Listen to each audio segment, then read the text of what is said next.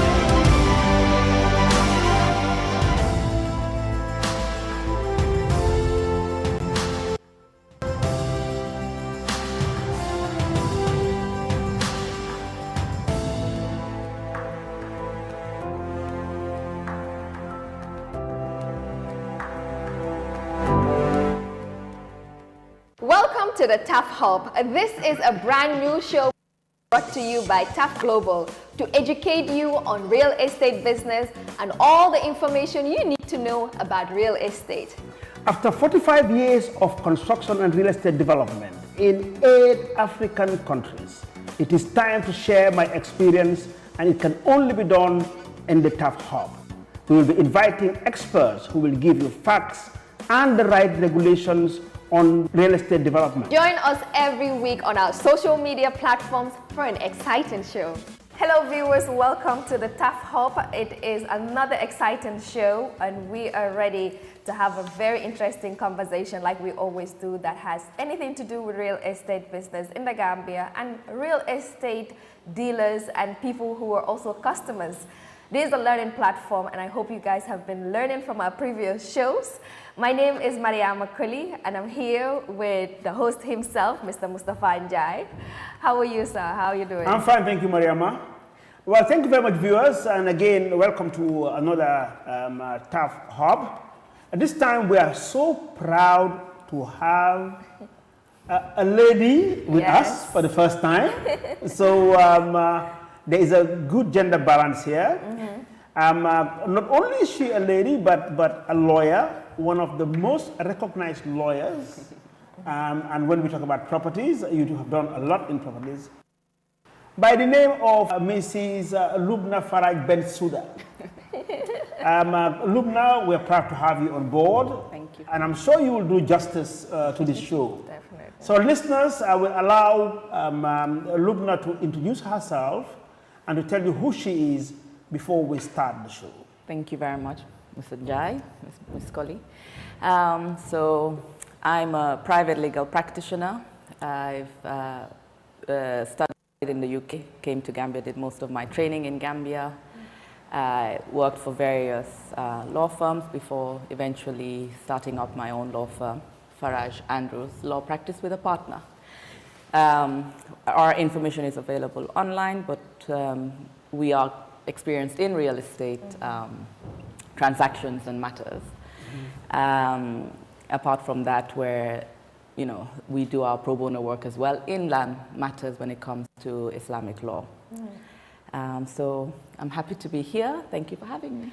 We're so happy to have you, Lubna, and I'm so excited because I worked with her briefly when she was, working with her students, and we performed for them to just have a feel of how it is to deal with people in court and court settings. So I'm really happy that we have you today on the Taf Hub. Thank you. Well, we'll go straight with our first question. And as a practitioner, what role do private lawyers play in the real estate development sector?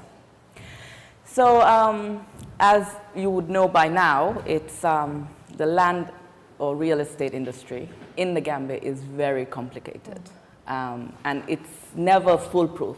As lawyers, when we do the transactions and assignments, you know, we are hoping and praying that we've done our job as best as we could because of the limitations we have here. Now, when you learn or when you're studying in school, they tell you you need to go back 25 years when you're investigating land. You can imagine in Gambia, can you go 25 years? It's very difficult. We have a land registry in Banjul. Recently, they've been trying to computerize it. And again, when you're talking about the human capacity, when you're doing land searches, so the lawyer can't physically go into the offices of the land registry. And you need to depend on the people there to go back into the books.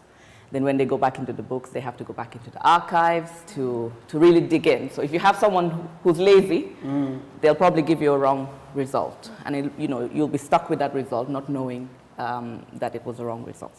So that's when it comes to leases, which you would know about by now.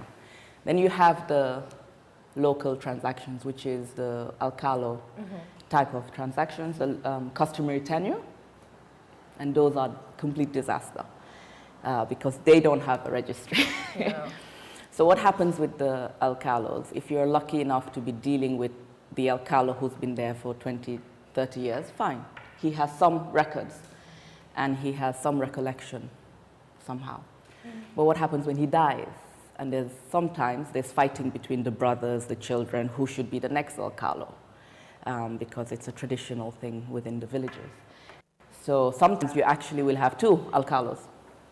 They'll compete and say, no, he's the Alcalo, or the other one will say, no, I'm the Alcalo. And they'll have the stamps, you know. So these are the challenges we face. The legislations aren't there to handle it as it was before, because just like you have here in Burfoot, before it was just a village. Then now you have all this development, and you have the dealing with the local alcalos, etc.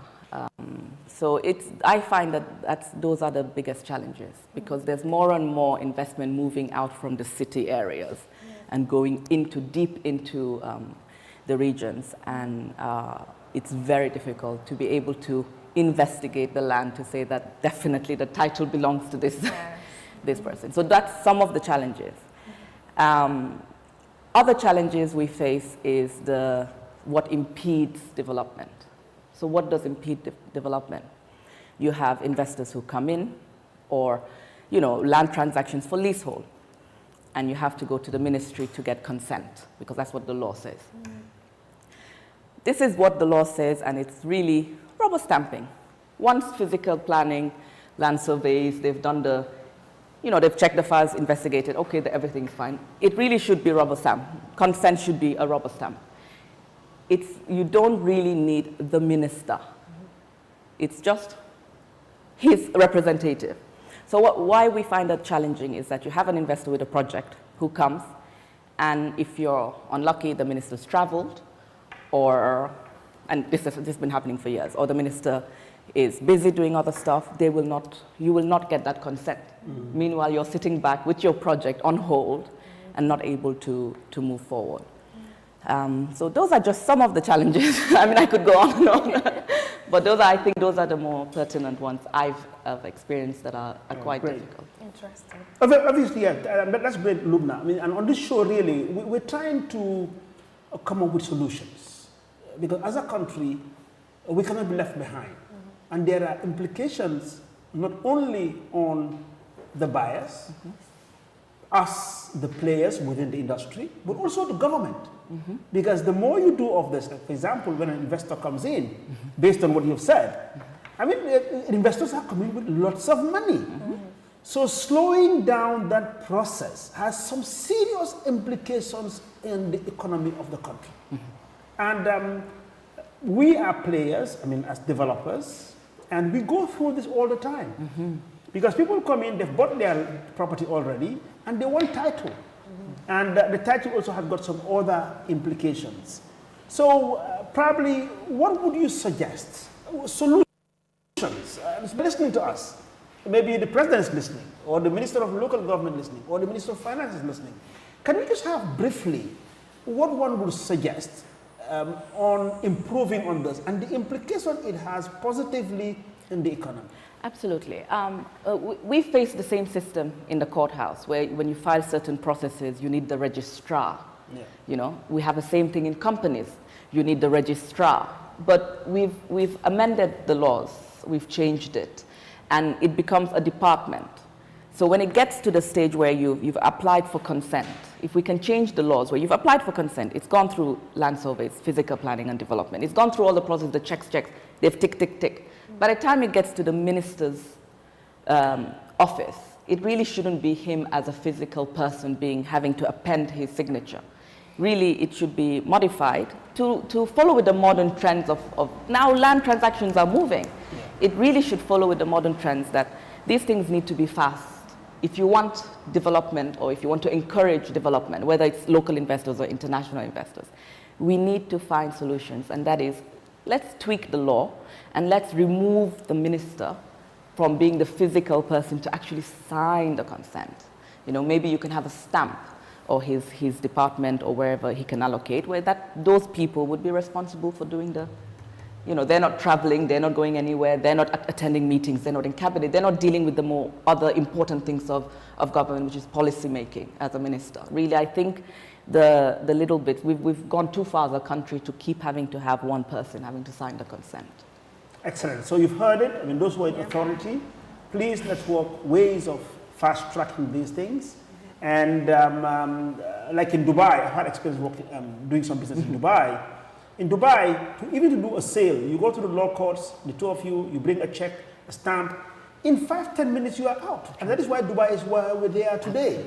In Rwanda, the reason why Rwanda is leading in development is because all this they have fast track. So for those authorities who are sitting there, when we win together. Let's find ways of fast tracking this, understanding that when investment comes into this country, we all have a share. So, Madam Madam Bensouda, I'll call you Madam Bensouda. You wish. I can even steal probably the profession. These days I claim to be a lawyer. So my landed friend. There you go. So anyway, I wouldn't ask about your experience, but let's move straight to why it is important to include lawyers in land transaction and land acquisitions. Because people come here and most of the time to buy property, and when they want to buy a property, they come directly to the real estate agents or the developers or landowners. What we would like you to elaborate is why is it important to always include lawyers in transactions of this nature? Just said, obviously, there are implications in slowing down this process. How can we improve it, and what are the benefits to all? Not only to government, not only to us as practitioners, but in general the country. So we are all aware of the young folks going the back way. For instance, lives are lost and human capacity is being lost for this country. Who's going to work for this country? Are we looking at the 60, 70-year-olds, or are we actually looking for the young ones to take over? So one of the things that I think would be beneficial in fast tracking, because when an investor comes, he's not coming to buy one house. He's coming to do a project. So who's going to do this project? It's the Gambians. They have to hire the Gambians to do the project. They have to hire the builders, the carpenters, the painters, the masoners, etc. If it's real estate development. So I think if we need to look at it, the various arms of government, including ourselves as the people, we need to demand for it, and we need to provide and help to provide the government with solutions of how to stop this and encourage them to say, look, this is what we're going to get out of it as a whole nation. I think that is, on my side, if I want to say what is the ultimate benefit, is that the ultimate benefit is you're developing this country. By just that minor detail of fast tracking, you would have a huge impact on the country economically and financially. Which is very important. I mean, I think the system needs to look into that, especially the government sector. Let's fast track this and develop our economy, which is very important. Lubna, I would just like to ask, and probably you should elaborate on this, why it is important to include a lawyer in any transaction as far as the sector is concerned, be it buying a land, from locals or buying from a real estate agent or from a developer. Why is it important that you should include a lawyer in these transactions? Why is it important to get health insurance? Okay. That's how I see it. It's your insurance that if something goes wrong, you have something to fall back on. So like I said, land transactions are very complicated here. You have the real estate agents who are not qualified to be real estate agents. And why am I saying that? Because we are faced with real estate agents that don't know tenureship of land, that don't know the different titles to land, that don't know about the searching, that cannot give you a guarantee that you are buying land free of all issues. And I think also because we're not a society that sue, if we started suing real estate agents, they'll realize it's not any Tom, Dick and Harry that can be a real estate agent. So because we don't have any protection from real estate agents, you need to involve the lawyers. Now, I've had a situation where clients come in, they've discussed, negotiated, blah, blah, blah. Then they come and say, oh, they didn't know they had to pay stamp duty. They didn't know about the capital gains tax. They didn't know about land rates, land rent, the different things that they need to pay. And that adds up on your costs. Sometimes you think you're saving money by not going to a lawyer, but in the end, you're going to pay a lot of money, either because you've bought land and you've paid all this money that you cannot own, or the seller has sold you land that they couldn't have sold. And then on top of that, estate agents charge more than lawyers. Wow. So estate agents can charge you up to 10%. Wow.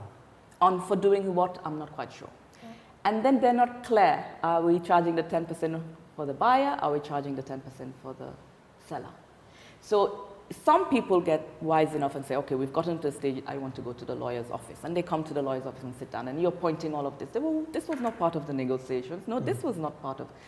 So it's important, even before you identify land, if you're thinking about it, go in to see a lawyer. You pay your consultation. The maximum consultations you pay in this country is $5,000. Some charge $2,000, $2,500, whatever. You go in for a consultation and ask, what do I need to look out for? And then the lawyer can at least guide you. So when you're now going down there to look for the land with the agent, you know exactly what you're looking for. On top of that, what we always recommend, if you have any dealings with any agent, make sure they are aware it's non-exclusive. Make sure upfront you've agreed your percentage of commission that you're going to pay them. And if you possible, put it down in writing so there's no push and pull after. It's very complicated. It's not like in the UK or other jurisdictions where the estate agents have a lot of obligations to make sure they're abiding by the law. In Gambia, anyone with no qualifications, people who can't even read, can be an estate agent. Because a lot of people as well rely on the local estate agents to take them around to look for properties. And that's how it works. They go around, they see for rent, they call the owner, I see you're renting your property, And that's just literally how, there is no professionalism in the sector of real estate agents, estate agents. I think it's very important. I'm not doing it for come see lawyers because I'm not trying to sell our industry. I just think you're better off. But I think most of the time that's the excuse people give, that it's too expensive, that they are also scared that the transaction might even take longer if you include a lawyer. Is that usually the case? Yes, it takes longer, but because there's a lot of work behind it. There's a lot of investigation behind it. So if you're buying land in the deep of Burfoot, the lawyer will have to get a surveyor. They'll also have to get someone from the lands office. They have to get different people to go to the land and also investigate with the neighbors. Because like I said earlier, there is no registry.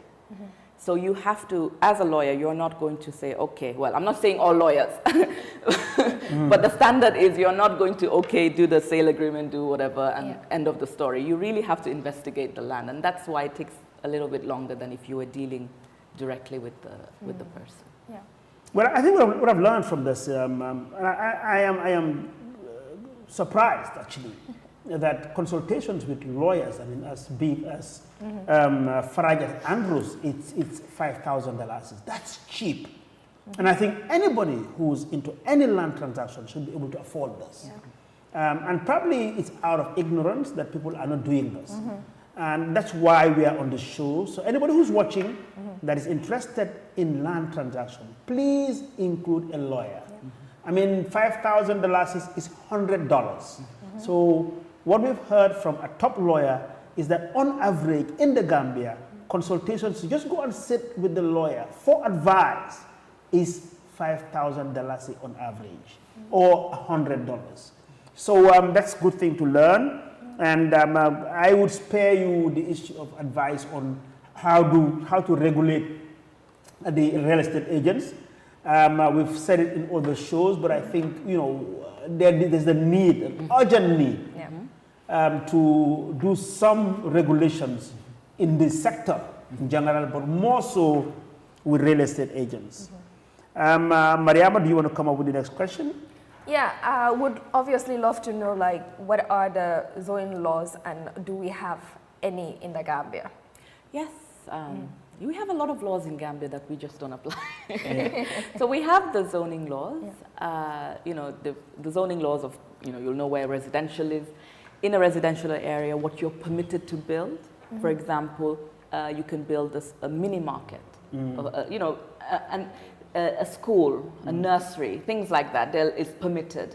But you can't, for example, in a residential area, build a huge mall. Things like that are in the zoning laws, but it doesn't seem to apply. We have a problem with implementation. We have a problem with permits, building permits, etc.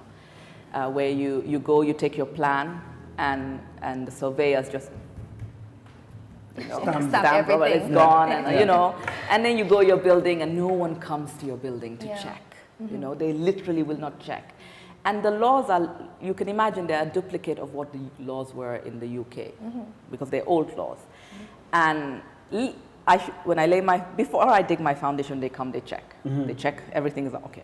Then I dig my foundation, I put they actually have to come again, check. Your walls go up, they have to come again, check. Yep. You want to put your plumbing, your electric, they have to come again, check. But we're not doing any of that. So another issue we have is implementation. I don't want to say that the human capacity is not there. We have very experienced people in the physical planning.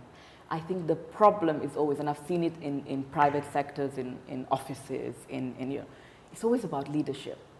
When you have a leader in your department who wants to make a change and wants to make a difference, whatever you are doing, you actually change it if you know better. But when you know better and there's no one there to lead you into it, you sort of relax and say, oh, there's no point doing this because it doesn't matter. So we have these people in these departments who've been working for 30 years or 40 years and who were trained there, as in basically they were there from zero. They know it. They know exactly how to do it, but they won't do it. So like I said, you'll see when you drive around the country, it's sad. Because in a residential area, you'll see all sorts of things coming up.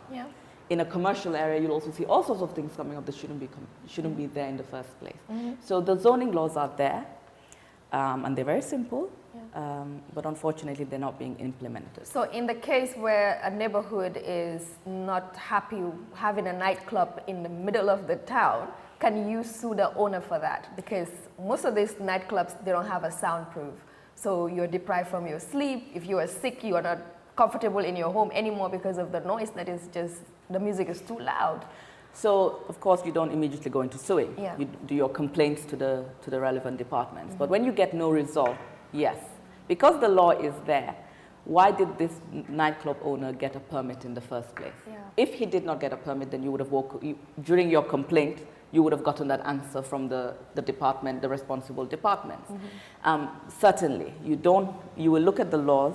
There is no way that a nightclub can exist in a residential area. They're civilized laws. They're really civilized laws. They're there, but we need to read them and we need to implement them. And we also need to help each other. And then these things about the having certain gentes and weddings in these residential areas for hours on end. It's all provided for. In the streets. Yeah. It's all provided for. Yeah, but further, I mean, because really we are evolving and the things are moving in life. And we need to think about what can happen. And the laws, obviously, in zoning, I think is quite important because it affects our lives. So let's move further, because she's asked about whether you can sue somebody. I mean, one is the person who's building it or the owner, or the next one is probably government. Now, time evolves. So what happens, for example, if you sue them and you have a judgment in your favor? What should happen or what will happen then? Well, you enforce your judgment. Yeah. Yes. So I'm not saying that, I agree with you, times are evolving. But whilst times are evolving, you know they have also the ability to rezone. Because I don't know if you remember years back, Kersering was agricultural. Because there was no development, there was no road even going through this area to Kersering. And then in the end, because so many people bought and built homes, you know, you look at the equity. What do you now have to go and break people's homes? What is it you have to do? You have to now amend and say, okay, this was an agricultural place. We now have to rezone it into a residential place. So we do have to see the dynamics of the country and development. But we shouldn't sit, Mr. Njai. We have to say, this is the map of Gambia. Where are we going? We look at the roadmap of Gambia. We say, okay, we want this area as industries. I think in Ghana you have certain areas where that's the only place you can sell cars. So you want to go to car cities. You want to go to, you know, we need to do that. Master plan. You have to have the master plan. And if it's an old plan, no problem. Expand on it. That's what you're there for with physical planning. You're not just supposed to go to work and rubber stamp. Be innovative. Think about how do we change the country. Let's move. You want supermarkets. You want shopping centers. You want malls. Where do you want them? They're not going to happen today, but they'll happen in 20 years. But where do you want them? Well, I think that's quite interesting, and I think very informative, very educative. And again, the authorities are listening. Let's move ahead. I mean, we are already in some problems where people are living in places and it's very difficult to change. But we're moving. I mean, we are moving further inland. We would like to appeal to government that they should start zoning. You know, zoning the place so as we expand beyond where we are living, you know, we will live in a better environment. But let me tell you also, Lubna, I mean, because I also worked, I served as the chairman of the Development Control Authority in 1993, I think, going to 1994. Kairaba Avenue, actually, it was during my tenure that we changed Kairaba Avenue from residential to mixed use. Interesting. Which is more or less now commercial. But it was changed. So really, they were doing this. Where things are overtaken, you know, by development, you come in, because it was realized that Kairaba Avenue, which was really residential, was changed, you know, from residential to mixed use. And that allowed, you know, people to develop the place into supermarkets, offices, and so on. So again, we'll continue engaging authorities and bringing people who are knowledgeable like Lubna. So on that note, we would like to thank you for coming up on this episode. And Mariama. Thank you, and do join us next week on our YouTube page, Mustafa Njai Taf, or you can just follow the link that is on the screen. Thank you.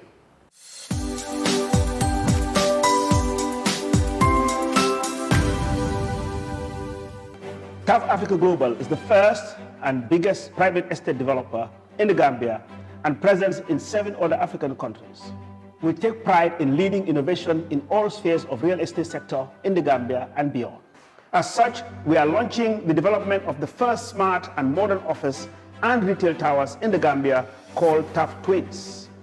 The Taft Twins is located in the heart of the Kanifing institutional area and 10 minutes drive away from Banjul. Taft Twins is designed to have 5 floors of office spaces, ranging from 50 square meters to over 1,000 square meters, with 2 elevators, central air conditioning, 24 hours electricity and water supply, with the ground floor reserved for banking, supermarket, restaurant and coffee shop.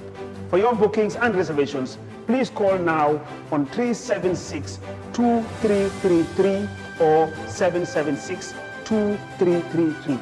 Thank you.